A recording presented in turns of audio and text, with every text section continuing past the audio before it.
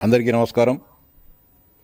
పులివెందుల శాసనసభ్యుడు వైఎస్ఆర్సీపీ అధ్యక్షుడైన జగన్మోహన్ రెడ్డి గారి మానసిక పరిస్థితి, ఆయన వ్యవహరిస్తున్న తీరు ప్రజలను అయోమయానికి గురి చేయడం జరుగుతోంది.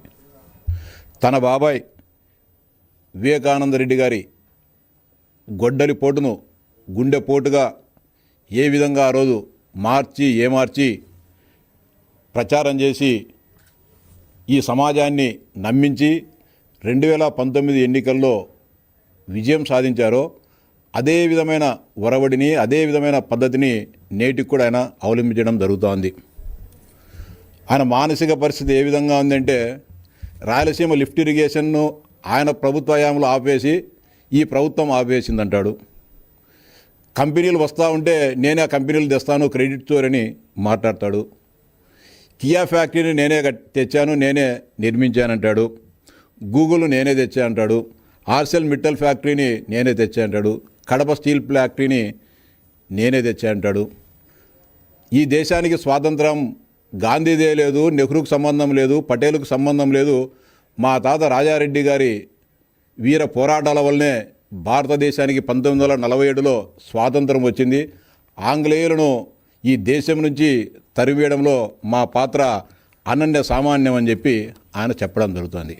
అదే కోవలోనే గత 2 రోజులుగా ఆయన పార్టీ నాయకులు, ఆయన పత్రిక ఉపాధ్యాయ అర్హత పరీక్షకు సంబంధించి కూడా ఈ రాష్ట్ర ప్రభుత్వానికి ఏమాత్రం కూడా సంబంధం లేకుండా చంద్రబాబు నాయుడు గారిది ఈ బాధ్యత అని చెప్పి మాట్లాడడం జరుగుతోంది. నిజంగా ఆయనకు అన్నీ తెలుసు, కానీ ఏదో విధంగా ఇందాక కులాల మధ్య చిచ్చు పెట్టాలని చూశాడు, మతాల మధ్య చిచ్చు పెట్టాలని చూశాడు, కాపుల మధ్య విభేదాలు తీసుకొని రావాలని చూశాడు. ఇప్పుడు ఉద్యోగుల మధ్య విభేదాలను సృష్టించాలి, ఈ ప్రభుత్వంలో గందరగోళం సృష్టించాలనే ఒక ఆకాంక్షతో ఆయన పనిచేయడం జరుగుతుంది. ఉపాధ్యాయ అర్హత పరీక్షకు సంబంధించి మహారాష్ట్ర ప్రభుత్వానికి, అదేవిధంగా అంజుమన్ ఇషాతి తాలీం ట్రస్టుకి మధ్య వివాదం రేగడం జరిగింది గత అనేక సంవత్సరాలుగా. బాంబే హైకోర్టులో తుది తీర్పు పోయిన తర్వాత మళ్ళీ భారత సుప్రీంకోర్టులో ఆ కేసుకు సంబంధించి రివ్యూ పిటిషన్లు దాఖలైన తర్వాత సుప్రీంకోర్టు ఒక తీర్పు ఇవ్వడం జరిగింది.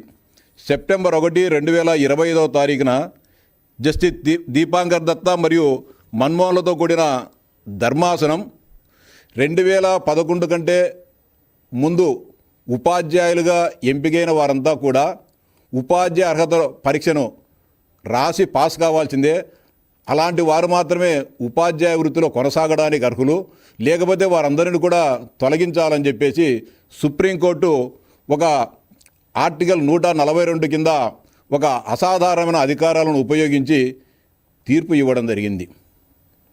అంటే ఒక మైనారిటీ విద్యా సంస్థలకు మహారాష్ట్ర ప్రభుత్వానికి ఏర్పడిన వివాదం మొత్తం ఈ దేశానికంతా కూడా, ఈ దేశంలో పనిచేస్తున్న వివిధ రాష్ట్రాల్లో పనిచేస్తున్న ఉపాధ్యాయ లోకానికంతా కూడా నిరాశను మిగిల్చడం జరిగింది.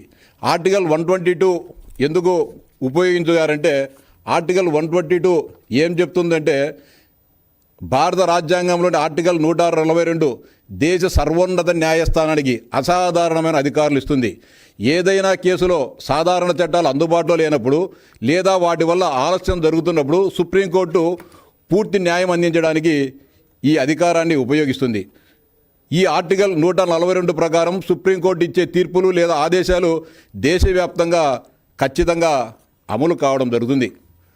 ఆ నేపథ్యంలో భారత సుప్రీంకోర్టు ఈ దేశంలో ఉన్న ప్రతి ఒక్కరూ 2011 కంటే ముందు నియామకాలు పొందిన ప్రభుత్వ, ప్రైవేటు ఉపాధ్యాయులంతా కూడా టెట్ పాస్ కావాలని చెప్పి ఆదేశాలు ఇవ్వడం జరిగింది.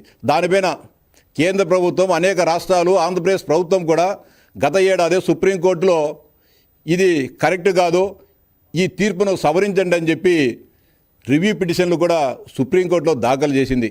తమిళనాడు కానీ, రాజస్థాన్ కానీ, లేకపోతే కనుక ఢిల్లీ ప్రభుత్వం కానీ, పంజాబ్ కానీ, ఆంధ్రప్రదేశ్ కానీ, కర్ణాటక కూడా అందరూ కూడా భారత సర్వోన్నత న్యాయస్థానాన్ని ఆశ్రయించి ఈ తీర్పును సవరించమని కోరినప్పటికీ కూడా వారు ఏమాత్రం కూడా భారత సర్వోన్నత న్యాయస్థానం లెక్క చేయకుండా మళ్ళీ 29/5/2020 నాడున 26వ తారీఖున టెట్ నిర్వహించాల్సి అని చెప్పి స్పష్టంగా చెప్పడం జరిగింది. ఆ మేరకు గతంలో 2025 సంవత్సరంలో ఏదైతే సుప్రీంకోర్టు ఆదేశాలు వచ్చిన వెంటనే గౌరవ్ లోకేష్ బాబు గారు స్పష్టంగా చెప్పడం జరిగింది. దీన్ని రద్దు చేసేదానికి కేంద్ర ప్రభుత్వంతోనూ భారత సర్వోన్నత న్యాయస్థానంలో రివ్యూ పిటిషన్లు వేస్తాం, ఖచ్చితంగా ఉపాధ్యాయ లోకానికి ఏ విధంగా ఇబ్బంది తలెత్తుకోకుండా అన్ని ఏర్పాట్లు చేస్తామని చెప్పి ఆ రోజు గత ఏడాది క్రితమే చెప్పడం జరిగింది.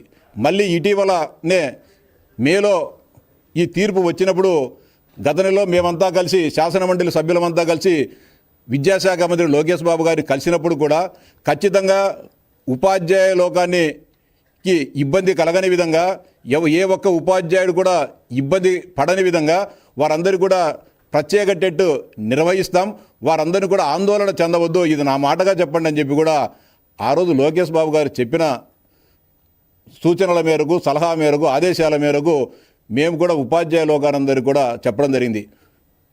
సర్వీసులోని ఉపాధ్యాయులందరికీ కూడా ప్రత్యేక టెట్ ఈ రాష్ట్ర ప్రభుత్వం నిర్వహిస్తుంది, ఎవరు కూడా ఆందోళన చెందవద్దని చెప్పి వారందరికీ కూడా మేము హామీ ఇవ్వడం జరిగింది.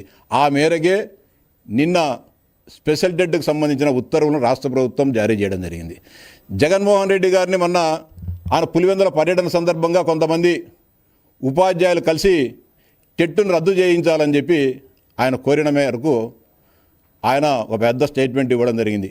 టెట్ రద్దు చేసేదానికి నేను పోరాడతా, మా ఎంపీలంతా కూడా పోయి ఉద్యమిస్తారని చెప్పి చెప్పడం జరిగింది. మళ్ళీ నిన్న ఏం చేశాడు, టెట్ ఇన్ సర్వీస్ టీచర్లకు టెట్ రద్దు చేయాలి, లేకపోతే నేను ఉద్యమిస్తా అని చెప్పిన ఎక్స్లో ఆయన పోస్ట్ చేసిన 2 గంటలకే చంద్రబాబు నాయుడు గారు, లోకేష్ బాబు గజ్జ గజ్జ గజ్జ గజ్జ గజ్జ వణిగిపోయి ఇన్ సర్వీస్ టీచర్లందరికీ ప్రత్యేక టెట్ నిర్వహిస్తామని చెప్పి ఆదేశాలు ఇవ్వడం జరిగింది, ప్రభుత్వ ఉత్తర్వులు ఇవ్వడం జరిగిందని చెప్పి ఎక్స్ వేదికగా ఆయన చెప్పడం జరిగింది. ఈ సందర్భంగా జగన్మోహన్ రెడ్డి గారు సలహా సూచిస్తున్నా, చంద్రబాబు నాయుడు గారికి మీరు డిమాండ్ చేసిన 2 గంటల్లోనే జీవో విడుదల చేసి మీ బెదిరింపులకు భయపడడం జరిగింది. అదే విధమైన బెదిరింపులను భారత ప్రధానమంత్రి నరేంద్ర మోడీ గారికి కూడా ఇవ్వండి. 40 గంటలు మీకు సమయం ఇస్తున్నా, మీరు భారత పార్లమెంటులో ఈ టెట్ రద్దు చేయాలని చెప్పి రాజ్యాంగ సవరణ చేసినా సరే టెట్ను రద్దు చేయండి, లేకపోతే మీ ప్రభుత్వాన్ని కూలదోస్తా అని చెప్పి ఢిల్లీ ప్రభుత్వానికి మీరు భారత ప్రధానమంత్రి మోడీ గారికి హెచ్చరిక జారీ చేయాలని చెప్పి ఈ సందర్భంగా నేను జగన్మోహన్ రెడ్డి గారికి సవినయంగా విజ్ఞప్తి చేస్తున్నా. మరోసారి చెప్తున్నా, భారత ప్రధానమంత్రి నరేంద్ర మోడీ గారికి టెట్టు లేకోకుండా ఈ భారతదేశంలో చేయాలని, రాజ్యాంగ సవరణ చేయాలని సర్వోన్నత న్యాయస్థానం ఏదైతే తీర్పు ఇచ్చిందో ఆర్టికల్ 122 ప్రకారం అసాధారణమైన అధికారాలను ఉపయోగించి మీరు చేయకపోతే మీ ప్రభుత్వాన్ని కూలదోస్తా అని చెప్పి నువ్వు డిమాండ్ చేయాలని చెప్పి జగన్మోహన్ రెడ్డి గారికి ఈ రాష్ట్రంలో ఉన్న ఉపాధ్యాయులందరి తరఫున ఈ భారతదేశంలో ఉన్న ఉపాధ్యాయుల పక్షాన మిమ్మల్ని సవినయంగా కోరుతా ఉన్నా. జగన్మోహన్ రెడ్డి గారు, మీరు దీన్ని అమలు చేయాలా అని చెప్పి మీకు విజ్ఞప్తి చేస్తా ఉన్నా. అంతేకాకుండా టెట్కి సంబంధించి ప్రత్యేక ఎగ్జామ్ పెడతామని చెప్పి స్పష్టంగా చెప్పడం జరిగింది. ఆ మేరకు అన్నీ కూడా చేయడం జరుగుతోంది. ఇది రాష్ట్ర ప్రభుత్వానికి సంబంధం లేని విషయం. భారత సర్వోన్నత న్యాయస్థానం ఇచ్చిన తీర్పును అనుసరించి ఆర్టికల్ 122 ప్రకారం అసాధారణ అధికారాలను ఉపయోగించి జడ్జిమెంట్ ఇచ్చిన దానికి చంద్రబాబు నాయుడు గారికి, లోకేష్ బాబు గారికి ఏం సంబంధమనే ప్రశ్నిస్తూ ఉన్నా. మేము చేయాల్సిన ప్రయత్నాలు అన్నీ చేశాం. మీ మాదిరి ఉపాధ్యాయులను బ్రాందీ సాబుల కాడనో లేకపోతే మా సమస్యలు పరిష్కరించమంటే పోలీస్ కేసులు, వేధింపులు, అవమానాలు మేము చేయలేదు. ఈ ప్రభుత్వానికి ఉపాధ్యాయులన్నా ఉద్యోగులన్నా కూడా ఒక స్నేహపూర్వక అభిమానం ఉంది, ప్రేమ ఉంది. మేము ఆంధ్రప్రదేశ్ రాష్ట్రం విభజన జరిగినప్పుడు రాష్ట్రం ఆర్థికంగా ఇబ్బందుల్లో ఉన్న ఆ రోజు 43% ఫిట్మెంట్నిచ్చి ఉద్యోగులకు, ఉపాధ్యాయులకు అండగా నిలవడం జరిగింది. మీరేం చేశారు? 27% ఐఆర్ ఉన్నదాన్ని 2023లో దాన్ని 4% తగ్గించి 23% చేసిన చరిత్ర మీది.